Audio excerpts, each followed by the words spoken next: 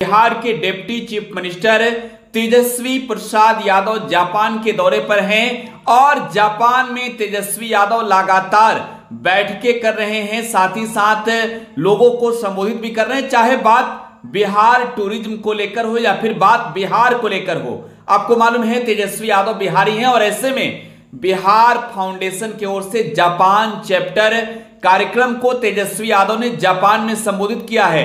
देखिए, तेजस्वी यादव 24 अक्टूबर को ही जापान के दौरे पर रवाना हो गए। जैसे ही जापान पहुंचे उनका स्वागत किया गया और तेजस्वी यादव लगातार वहां लोगों को संबोधित कर रहे हैं और साफ तौर पर नजर आ रहा है कि बिहार को लेकर कितना चिंतित हैं। और ऐसे में जब बात बिहारियों की हो, जब बात प्रवासी बिहारियों की हो, जब बात जापान में रह रहे बिहारियों की हो, तो वहां तेजस्वी यादव पहुंच जाते हैं। तस्वीरें देखिए, आपको दिखा रहे हैं, ये तस्वीरें देखिए, एक्सक्लूसिव तस्वीर आपको दिखा रहे हैं।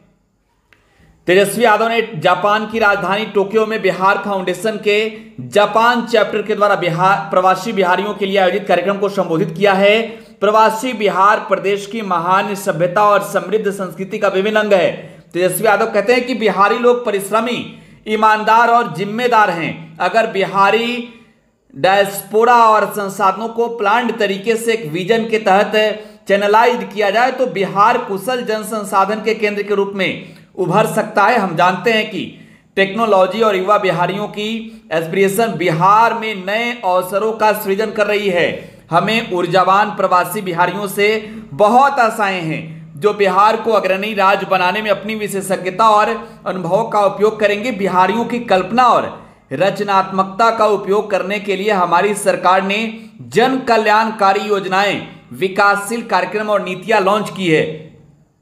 वो आगे कहते हैं कि फिल्म उद्योग को बढ़ावा देने के लिए नई फिल्म पॉलिसी, नई फिल्म नीति, खेलों और खिलाड़ियों को बढ़ावा देने के लिए नई स्पोर्ट्स पॉलिसी लाया गया है। बिहार में टूरिज्म को विश्व पटल पर लाने के लिए बहुत जल्दी नई टूरिज्म पॉलिसी तथा बिहार में आईटी सेक्टर को बढ़ाने के लिए इंफॉर्मेशन एंड टेक्नोलॉजी पॉलिसी लेकर आ रहे हैं। इसकी प्रक्रिया अंतिम चरण में है।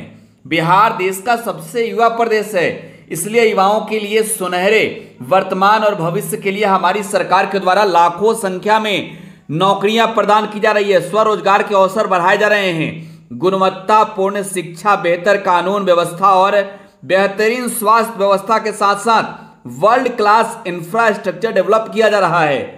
बिहार और बिहारियों में टैलेंट की कोई कमी नहीं है। हमें बस उस टैलेंट को टैप कर नई टेक्नोलॉजी, ट्रेनिंग, टीम वर्क और कोऑर्डिनेशन एफर्ट के साथ नया और विकसित बिहार बनाना है। देखिए, बिहार मूल के लोगों के साथ संवाद करते हुए वो कहते हैं कि हमने कहा कि बिहारी होना अपने आप में एक ऐसा सुखद एहसास और अनुभूति है जो हम सभी को पवित्र धागे की तरह एकजुटता के पवित्र रिश्तों में बांधता है। यह हमारा एक दूसरे के साथ स्थायी कनेक्ट है।